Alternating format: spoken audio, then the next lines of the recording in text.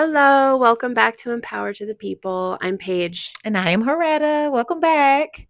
So today we're going to be talking about. Wait, before we go all the way there, we have a special announcement. Yes, we do.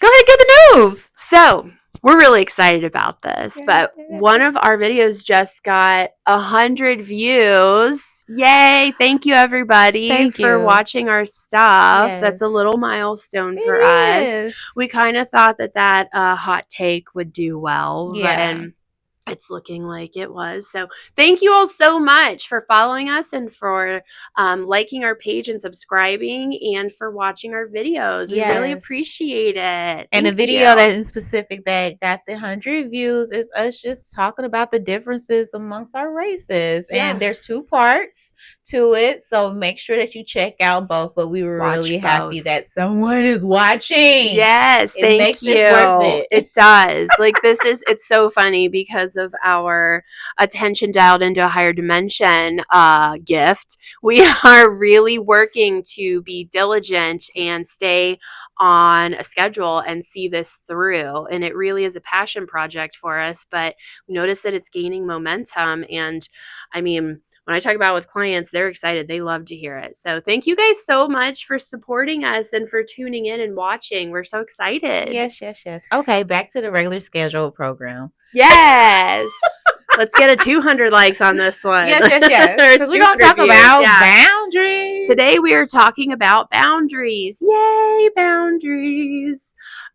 So what is a boundary really? Okay, by definition, personal boundaries are the emotional and physical limits of acceptable behavior between people. Mm-hmm. That sounds real nice, but what does that look like? Okay. So boundaries are essential everywhere in all relationships, even with ourselves, even in relationship with ourselves. I think they're very important because of many reasons. There's self-preservation, self-respect, showing people and teaching people how they can and cannot treat you, and even discipline for yourself. So boundaries are really important all around. Yeah, I think it's kind of like a roadmap. If I was going to use a metaphor, I would say it's like a roadmap until who you truly are, and you're setting the precedence of how you want to be treated, how you want to be viewed, and how you want to show up in the world per se. So boundaries are necessary, like you said, for self-preservation, because without you, what is there to do? You know what I'm saying? You got to protect you. You have to create boundaries to preserve yourself so that you can show up better in the world. As they say, you cannot pour from an empty cup. Yeah, and otherwise, people can't read minds. So you have to let them know, like, this is a hard no, a hard stop for me. That is part of having boundaries. And as a person who used to be a people pleaser, I totally understand that it is hard to do sometimes, but for the betterment of myself, because I was pouring too much into people, my tank was empty. Yeah. And then you become like, same. We got 2 people pleasing recovers here. Mm-hmm. And, the only person, then you become resentful. You can become resentful, but the only person you have to blame really is yourself for not setting boundaries. The thing I had to learn is boundaries aren't necessarily set so that other people can honor and respect them for you. They are for you to honor and respect for yourself. Mm-hmm. So if somebody crosses one of your boundaries, it is up to you to maintain that boundary. So if I say, Horetta, if you speak to me like that again, I'm going to step out of the room or finish talking. If Horetta speaks to me like that again, guess what I'm doing? I'm stepping outside the room. I'm not going to tell her again and again and again, hey, you're doing this. That hurts me. Honor my boundary. Because technically, we can't control what other people do. We can only control what we do. Exactly. So I have an example of that. In my nursing career, I dealt with the elderly. And, sometimes they can feel some type of way, especially when it's time for their pain pill. And I remember a client it was a patient being very upset with me because it was not time for their pain pill. And they felt some type of way. And they was really talking out the side of their neck with a hostile tone. So I walk in like, hey, this is your regularly scheduled medications. Here you are. They look in the little pill. Oh, where's this such and such drug? And I'm like, you're not due for that until 10 o'clock. And they're like, well, I need it now. And I'm like, well, you can't get it now. Well, I need it now. And start getting, that's the hard boundary for me. You're not about to talk to me any old kind of way. So I was like, well, guess what? I'm going to go ahead and step outside the room when you can calm down and talk to me in a civilized manner. Then we can talk about this and I can explain to you. And then possibly we can talk about the doctor changing those orders. But for as of right now, it's every 4 hours. You know what I'm saying? So that is a hard boundary, and of course they didn't know that. And I wasn't about to be like, hey, here it is. This is a boundary for me. You cannot talk to me. You don't have to even do that with everybody. Just know when and where something is being crossed for yourself and remove yourself from the situation. Yes, exactly. So let's talk about boundaries in different types of relationships. Boundaries don't just apply to our romantic relationships, they can apply to our familial relationships, relationships with family.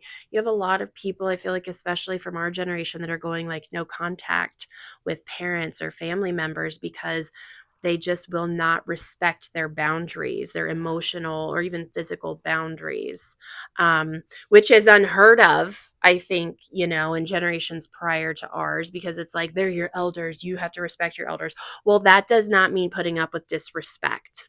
Yeah. Or having, boundaries consistently crossed. So I feel like that's kind of hard for some people to do. I have a friend who has not spoken to his one remaining parent it's been a couple of years now because, his dad struggles with mental health issues, but still is a capable adult who is still capable of honoring a boundary, and he just continues to cross my friend's boundaries and wrote him off one day, and my friend has maintained that boundary, and you notice he's slowly trying to creep back in, and my friend is like, no, I don't care that it is my father. You can apologize. I would willingly forgive you, but you still are not honoring my boundary, and so he's holding it. He's holding fast, holding strong.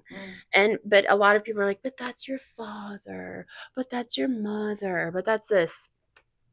And I am an individual who this is hurting me. This is a boundary, and I don't need to explain it any further. Yeah, I was gonna say, as long as it's for your own well-being, there's really no explanation necessary. Because at the end of the day, if you're around certain people and you get this just doesn't feel right, I don't feel comfortable around it. You really truly have a physical response that is noticeable at times. Some people get hives. Some people all of a sudden get a headache. It's a variety of things where your body is alerting you, like, hey, red flag. This is not safe for you. Yeah, so that's your indicator of a boundary is needed, whatever that looks like for you. And sometimes we have to experiment and see what boundaries work, better for us, because sometimes we can have flexible boundaries. Sometimes our boundaries can be a little flexible depending on situations or people. Sometimes we need to have those rigid boundaries, like Heretta being spoken to a certain kind of way by, hostile patients. That's a hard boundary. I will not be spoken to it's that just not way. Patience. It's anybody. Nobody's going to talk to me any old kind of way. Especially if I talk to you in this tone. No. Absolutely not. Yeah. And then we also have to have boundaries with ourselves. So, and I kind of translate this, having boundaries with ourselves, with like discipline personally. So let's say that, you can get a little out of hand with sugar intake or alcohol, or just indulging in general. And then you feel like crap afterwards. Your body has a really negative response and you're just like, man, I shouldn't have done that. Guess what? New boundary set. I'm only going to allow myself to like have, one drink on, the weekends, or I'm only going to go out and allow myself to indulge like once a month, or I'm going to limit my sugar intake, for my own, so I don't get brain fog so much or feel so sluggish. We have to have boundaries for ourselves. Or if we know that being around a certain person or in certain groups puts us in a certain, state of mind, or we notice our frequency is dropping, it's setting boundaries with ourselves. Like, I know I can't be around this person too much because then my well-being just starts to plummet too. Yeah. I think I've mentioned this before. I can't remember, but about like literally when people invite me to parties and stuff, like my friends know I will show up. Don't get me wrong, but I literally will have like a little time limit. of like 2 to 3 hours, and then I'm up out of there just because a lot of stimuli overwhelms me, and socializing sometimes it's just a lot, especially in certain environments with like loud music and people doing the things that people do in parties or whatnot. It's just that I can't handle it all the time. So that's a boundary for me, is like choosing to step out. And those kind of things I do tell people just so they don't feel quote unquote disrespected. Like, oh, you ain't really trying to mess with me. Yes, I am. I showed up, but do I want to stay the whole time? Absolutely not. That is just a hard boundary for me. And then you have to be unapologetic for that. Again, you don't have to explain everything that's going on with you to other people, especially if you don't feel like they will understand where you're coming from. Because there are people who don't have any boundaries at all. They cross all types of lines. You know what I mean? Yes. And I would just like to say, when you're used to pleasing people, when you're very uncomfortable with confrontation and conflict, I understand how difficult it is when you first start setting boundaries, because it almost reinforces the idea that I'm not allowed to have boundaries. Because guess what? When you start setting boundaries with people for the first time who were benefiting from your lack of boundaries, you're going to get pushback. I mean, it's hard. And it feels like you was doing this before. Why I was saying you done switched up on me. Right. Yeah. They're going to be upset. They're going to be uncomfortable. They're not getting what they once got from you. But guess what? That depleted you. And you don't even have to sit there and justify why now you're setting a boundary. I had to do that with a client recently. I had to fire a client recently for not honoring the boundaries of protecting my business. And my nervous system was absolutely shot afterwards. I was drained. I hate conflict, but you know what I hate more? The thought of my business going under because I'm not maintaining boundaries to protect it. That's a word. Okay. Tell me about it. We got to make a living in this damn economy. Yeah. Okay. So boundaries are incredibly important, but it feels really hard for us, especially, because we discussed in a previous episode, like our conditioning early on, especially white women being conditioned early on. We're almost conditioned and taught to be pleasers.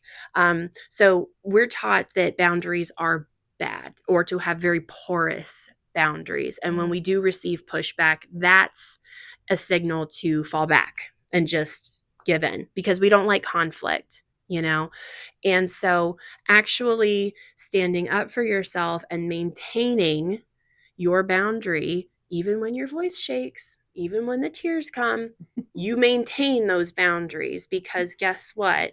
In the end, even if you lose connections, they weren't connections that were meant to stay in your life, or they will respect you. Yeah. Boundaries invite respect. I don't know why the thought just popped in my head. Like, boundaries are a narcissist's worst nightmare. They are. Ooh, they are. Like, what do you mean? You're telling me no? And it's you very, can't tell me no. Yeah, manipulative. So be aware.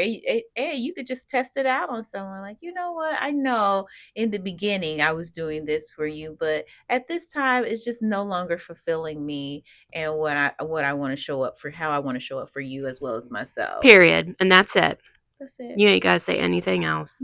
You know what else I started setting a boundary with myself for? I started setting a boundary with myself. I stopped saying sorry. Ooh. Every time I set a boundary, or every time I am, okay, for instance, when I'm running late with clients, I stopped saying, I'm sorry, I'm running about 10 minutes behind. Sorry for that. Or what? You know what I started replacing that with? With what? Thank you for being so patient with me. Thank you for understanding. Thank you for being so flexible. I stopped saying sorry for being a flippin' human and doing my best, but oops, I ran behind a little bit. It's not like I'm out here blatantly disrespecting somebody or intentionally trying to hurt anyone. I'm doing my very best. And if I'm apologizing for doing my very best every time, all that does is communicate that I have no boundaries and that I'm okay to manipulate, basically. Because I started noticing, and you don't have to, boundaries are not mean. You don't have to be mean. You don't have to be aggressive. You don't have to be forceful when you set a boundary. I even had to ask Michelle, my friend who does my administrative stuff, when she first started working with me and she was rescheduling people, or if I couldn't meet a, like a request that a client had, I noticed she was apologizing constantly. And I said, stop doing that. You have nothing to apologize for. Mhm. You're doing what I am asking you to do. If there is an issue, then the client can take it up with me. But if you're apologizing on my behalf constantly, that reflects negatively. Yeah, and it makes me wonder if that's like kind of like a quote unquote inner child trigger, that you always like apologize for different things as children. You all you can say is, I'm sorry, I'm sorry, I'm sorry. Like, what are you sorry for? Existing? Well, yeah, we're kind of taught that. So I think that's a good takeaway of not always having to quote unquote apologize and just thanking someone. And it lessens the value of it when a genuine apology is needed. Mm-hmm. Quit apologizing for everything. If you hurt someone and they let you know, then by all means apologize. But if you are apologizing on behalf of yourself because you're just being a human being, and then you're not having boundaries behind that, like you're begging to be treated as a doormat. I was about to say, being stumped all over, because people Yeah. do it. The other day, I did a Akashic record reading from a client, and it was just like so visible that they were an easy target to be walked over. I was like, oh wow, you're a giver, and if you do not know, people notice those kind of people. Oh, they right pick up on it away. energetically, Yeah. especially predator types. So therefore, if you don't have any boundaries and you're just like, yeah, I'm here to serve. I whatever you need me to do, I'm here to help. They are going to suck you dry. People are going to take Yeah. until they're taught not to. But if you have clear indication before you enter any kind of relationship or friendship that this is where I'm at with mine, and it's a hard no, it's a hard stop again, that you won't be taken advantage of. That way you won't be taken advantage of, because it's sad when I see so many clients who just want to give so much of themselves to people who aren't worthy of those things. Yeah. But then, okay, so let's talk a little. So we discussed the importance of boundaries, self-preservation. It's about self-respect. And also, like, while we're growing, through maintaining these boundaries to give ourselves space to evolve and grow. It's maintaining our growth results. Once you start to set boundaries, it becomes a little bit easier, a little bit easier, a little bit easier. But initially, you've got to stand strong in the face of that pushback. Okay. And this helps us to evolve into our more authentic selves, our most authentic selves, because we don't feel like we're not creating room for people to trample that part down in us. By setting boundaries, we're giving ourselves that space, that perimeter to grow on our own. But it is up to us to define, and then not only define, but maintain those boundaries. So you can say all day long, that's a boundary for me. Don't do that. Heretta, don't speak to me like that. I can speak to you however I want to speak to you. Okay, so let's talk about some examples. Let's talk about what defining and then maintaining a boundary actually looks like. Because here's the deal. We cannot control anyone else's actions. We can only control ourselves. So if I say, this is a boundary for me, please don't do that, follow up with a consequence, or this will happen. Okay, so far that's just lip service, right? Yeah, until it's an action. The act of setting and maintaining a boundary is following through on that boundary. Yeah. So let's say Heretta and I are having a debate, a discussion. We're going to do role play for you guys. Let's role play. Okay. Heretta, Heretta, if you speak to me like that again, I'm going to have to leave the room. I can speak to you however I want to talk to you. What's the big deal? Because it hurts my feelings and it makes me feel dismissed. I can't help that it hurts your feelings that I talk to you this kind of way. This is just my normal tone. Okay, I'm going to leave the room. When you're in a better space, leave the room. I don't care. We can talk. Bye. Bye. Don't be talking to me, try to tell. That shit really happens, by the way. But she chose to walk away. Like, why would you allow someone to continue to disrespect you in your face? Yeah. But the thing is like, they might still be like, fine, I don't care, whatever. Da, da, da. That means maintaining that boundary. I would not be in contact with Heretta again until like we came into contact again. But I need an apology from that, or at least an acknowledgement that you crossed a boundary. I'll give you a second chance. But how many chances do you give of somebody crossing your boundary before you're like, you're not honoring my boundary? Yeah, I think it's fair to give people, especially if it's like you all of a sudden came out of nowhere with this boundary, and it's been You get a little trial run, right? yeah. Mm-hmm. I think if it's something that's been occurring for a long time, and then all of a sudden it takes time for someone to adjust for you, because especially when you're going through the evolution of spiritual growth, especially people have to get used to a new version of yourself. Like, I used to talk to you like that all the time, and you didn't have a problem with it. So So now all of what's a the problem sudden, now? yeah. So now all of a sudden you have a problem with it. What's the big deal? Like, okay. So then to me, that's when active listening comes about, because especially Paige came to me and told me, I don't like the way you talk to me, or whatnot. And I would be like, oh, okay. Well, you saying you don't like the way I talk to you because it hurts your feelings and allows you to feel invalid. Is that correct? Am I hearing you correctly? You know what I'm saying? That I think it's important to have a discussion once you set these boundaries onto why and how you felt a certain kind of way, and then allow that person to speak exactly what you said, or with some context what they said, so you know that it's an established boundary. And if they continue to not support you, because that's what it is, it's not support with your evolution. So if they continue to not support you but not to respect what your boundary is, then yeah, after, to me, about 2-3 times, then That's what I was deuces. talking about earlier when I'm like, okay, your boundaries can be a little bit flexible. That's a great example because Mhm. we're talking about when you first introduced boundaries, whereas, before it seemed like you had none. All right, let's give people the benefit of the doubt. Yeah. They're going to be like, what are you talking about? It's like that wave crashing up against the freaking, the dam or whatever. It's like pushback, Mhm. like what's the Because problem? you're changing up the game, Yeah, exactly. and I like the way that I was treating you. Yeah, I was benefiting from it and now I can't. So what's the deal? This is where that communication she was saying comes into. Mhm.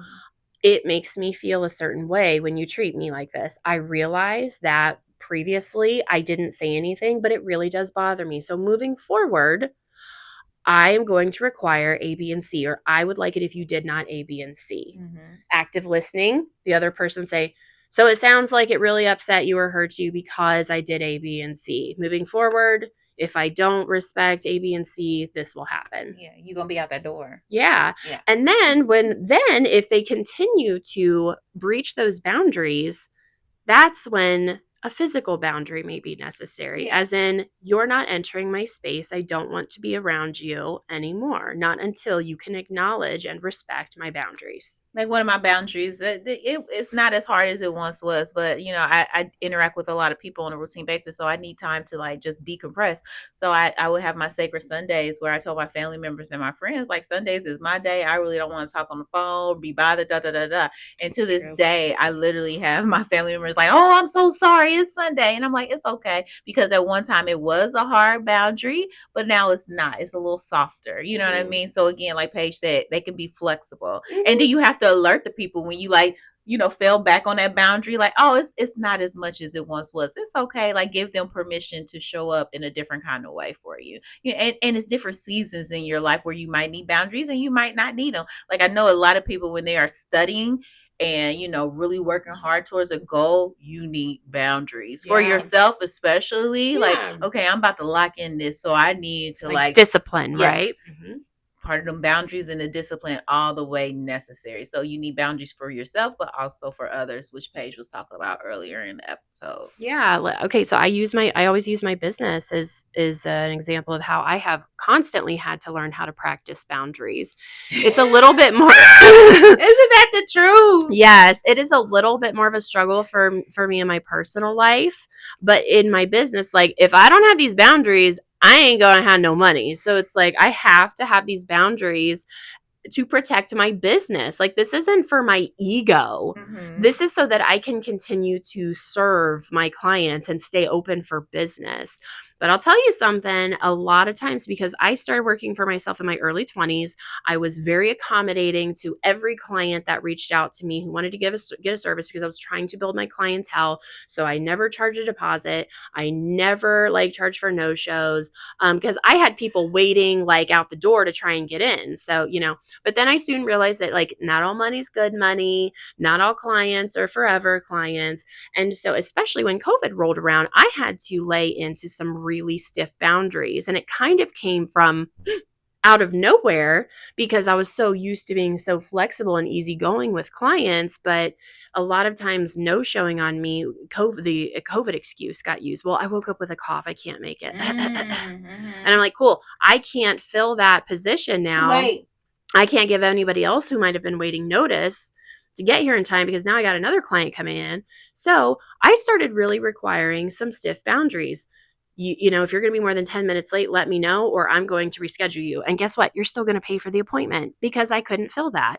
You got to have a valid credit card on file, because you're going to pay a deposit now. Also, my time is valuable. My skill is valuable. But even more than that, my business is valuable. You clearly, because you want to come in, and I appreciate your support, but I have to maintain boundaries. And guess what? It isn't personal. It isn't personal. Not in the business sense. This is to keep my business open. Yeah. But it was really hard. I agree. I did have to implement more of a deposit, because the no show, not canceling, that really was affecting me. Mm-hmm. So I had to like start doing deposit. But my boundaries is more, especially with my clientele, my business, it's related to a emotional aspect, where I had to like set boundaries, just because we do a lot of hard work, in the office with the healing process. And there were times where clients was reaching out to me after office hours. Like, yeah, because you guys build that, like, you're touching on deep stuff. Intimacy. So it's like, oh my gosh, same. I can get that. So I literally had to like make a mental note for myself, like, oh, if it's after 7:00, I cannot respond. Mm-hmm. If it's, not within, if it's on a Sunday, I cannot respond. But initially I felt guilt about that. Like, well, I'm here to help them, this, that, and the other. But it had to be for my own well-being. It had to be a hard stop. And I don't even explain myself. Well, my brother gave the best example. He said, these devices that we have, they are for us. They're not for other people. So granted, people can access you from all different avenues, but that doesn't mean you have to respond right away. Mm-hmm. You do not have to have everybody have access to you. So yeah, people forget that too, because we have such instant access all the time to everything and everybody. That does not mean that you get access to people if it's not right for them in the moment. Yeah. Like, that's a boundary. Mm-hmm. You need to honor. And I used to have clients all the time text me on like Sunday night at 11 p.m. like, can I get in tomorrow? And I'm like, I am not responding. In fact, no, I don't work on Mondays. I've never worked on Mondays in my 15 years of doing this. I'm not even going to respond to you until Tuesday. Mm-hmm. No, but it's just like, and then I would even have clients get upset with that I didn't respond to them quick enough. I'm like, I am a whole person outside of doing your eyebrows, So, it's hard. It's hard. I've lost clients because I have maintained my boundaries. But you know what? I'm like, 1 or 2 clients is not going to make or break my business. And if you weren't respecting my boundaries before, it's a gain, not a loss. I feel like the need for boundaries can also be really activated in specific relationships, primarily in romantic and familial relationships, like family. In family relationships, it can be tricky because, a lot of our conditioning, a lot of our trauma, a lot of our stuff starts early on in childhood from the families we came from. As we grow into adults, sometimes those perceptions of the people that we were raised with or by or around don't change of us. They might still hold a certain perception of us, and they may still treat us like that little version of ourselves instead of respecting us as the adults or the people that we have become and evolved into.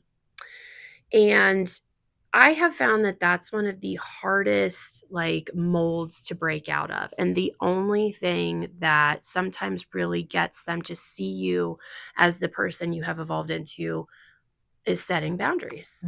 My mother, for instance, we still really struggle. My mother does not honor boundaries. She does not honor boundaries. She has violated my boundaries since I was a little kid, because in her eyes, and probably like my dad's too, it's like, you're the child, I'm the parent, I get to do what I want. But now our generation is starting to recognize and acknowledge that our children have needs for boundaries too. Like, please don't do that. That hurts me. Or I don't want to do this. I don't want to hug Uncle so and so. He makes me uncomfortable. You stop it right now. Like, you be nice, stuff like that. I'll tell a really intimate and terribly embarrassing story. Like, when I was in high school, my high school boyfriend and I, we had safe sex. We used condoms. Oh, my mother, I don't know where this story is. My mother came into my bedroom and went through my trash and found one of our used condoms and berated and shamed me for having safe sex with my boyfriend. That's the kind. She read my diary when I was younger and found out the first time I smoked weed with my girlfriends. I've become such a private person. That's why doing stuff like this, I've had to work up to this. That's why I have issues with being seen, because my boundaries have been violated from a very early age. And it's just like, I don't like, but also what I'm comfortable with sharing such intimate things. Trust me, you don't know like what I'm really keeping from you. I may seem very open, but I know exactly what I'm sharing with you, and I'm okay with it. Okay. But I feel like in families, it can be very hard to set up and maintain those boundaries, because society tells us like, well, that's your mother. That's the only mother you get. That's the only like sister you'll ever have. Okay, but this person really disrespects me and makes me feel very uncomfortable, or makes me feel very dismissed and devalued. And I don't want to feel that way about somebody I'm supposed to love, and also return respect to when I'm not receiving it as well. So you still have to like grow through that, because that's nothing that's gonna leave you. Exactly. Exactly. And so sometimes like physical space is so necessary. Like, the only boundary my mother has ever understood is physical space. When I said, I don't want to see you, I don't want to speak to you, that is the only time it kind of got to her that like, I can't control her. I can't control my daughter. Like, I actually physically don't have access to her right now. And so I guess I better shape up a little bit or change my approach. And it took a while. Yeah, that's a tough one. Yeah, but family boundaries can be tough. I just gave that example to say like, hey, even as adults and families, like, just because your blood relations with somebody does not mean that you cannot have boundaries with them. Okay? Boundaries are about self-preservation and self-respect. And if you're allowing someone to constantly deplete you and disrespect you all the time, how is that playing out in your overall well-being? It's certainly not bettering it. And that's very hard with families, because we're taught, well, that's just family. Not anymore. Not anymore. And then also in our romantic relationships, this is where I feel like all of that stuff comes out to play. In romantic relationships, your inner child stuff, the things that family, did, or how you handled certain scenarios or situations or feelings, they come out in romantic relationships. And sometimes, you might act a certain way and your partner has to set a boundary with you. Like, please don't react like that, or please don't speak to me like that. Because maybe you would yell at your dad and fight all the time when you were just trying to discuss and get a point across, but yelling really hurts and upsets this person. So they have to say, please don't raise your voice when we're trying to have a conversation. It really upsets me, and I feel like you're being very aggressive. Well, then it's my duty as somebody who loves them to honor that and try to work on lowering my voice and speaking in a way that helps them feel safer.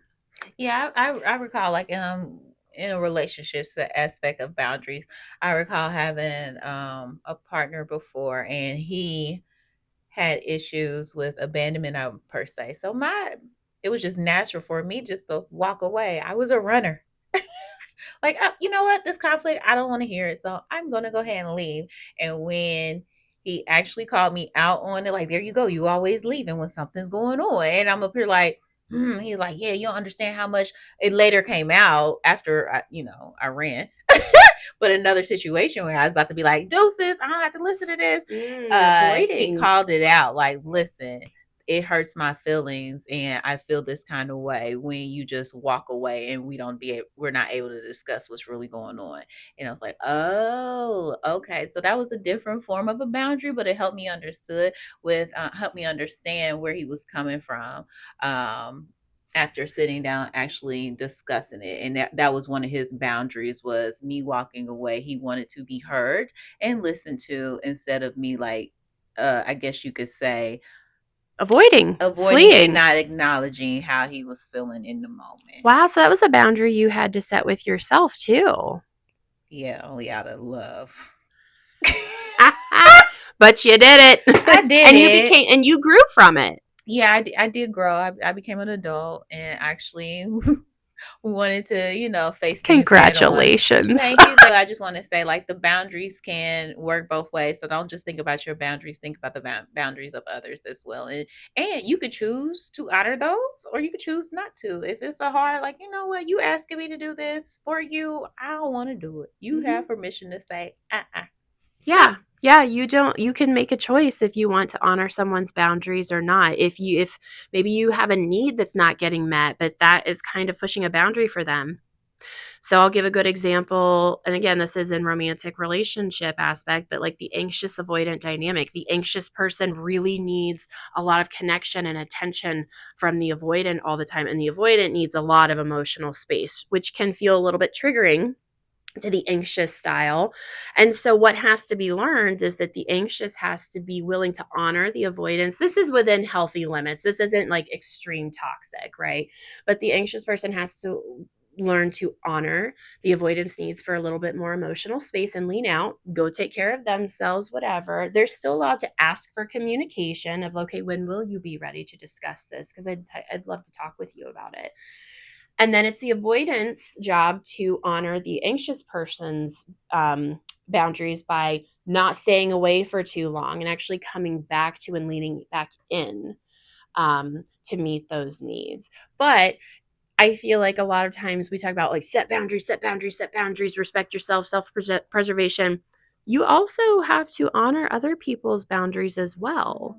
But if that doesn't work for you, like we said, you cannot control other people. You can only control yourself and your actions. So if it doesn't work for you, you might need to exit.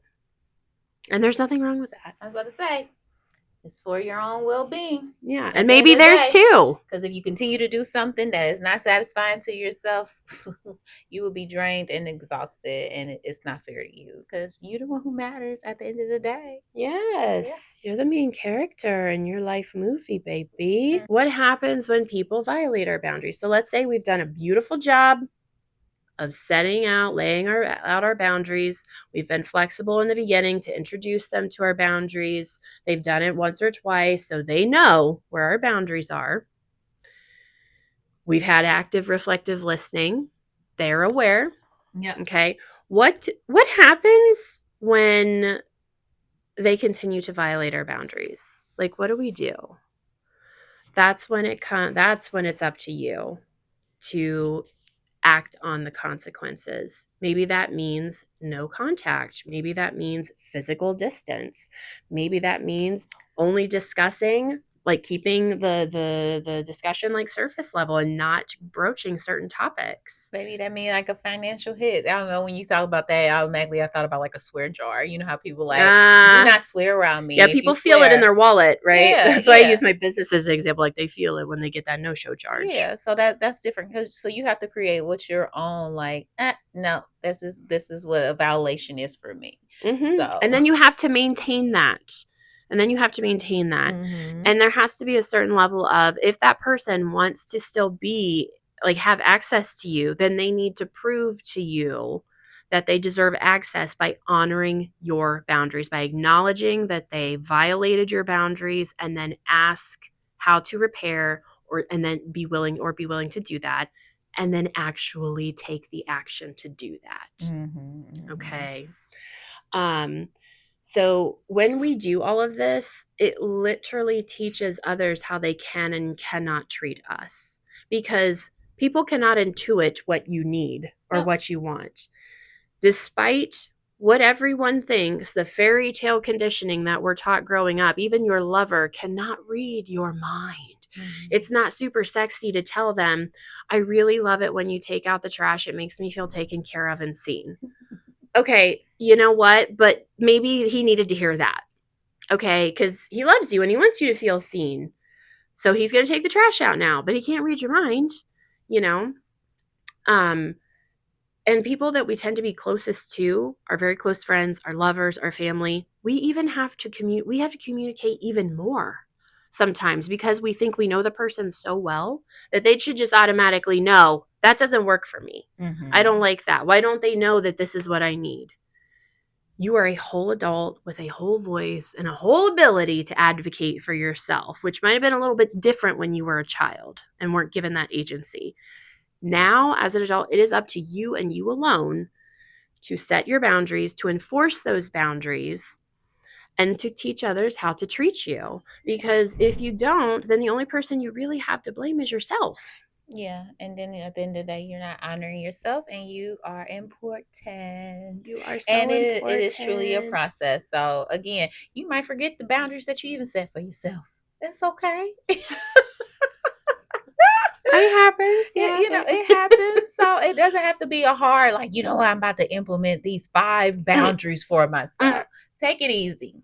Okay. And Start again, slow. don't spring it on people like right away and allow them to adjust to it. It doesn't happen overnight, and you are learning this new version of yourself, and they are learning this new version of yourself. So give everybody grace at the end of the yourself. day. Yeah. And yourself. Yes. And expect a little bit of pushback in the beginning. It's okay. That doesn't mean you should stop. Just because you get pushback doesn't mean that you're doing it wrong. You're doing what's best for you, and that's all that matters. Yep.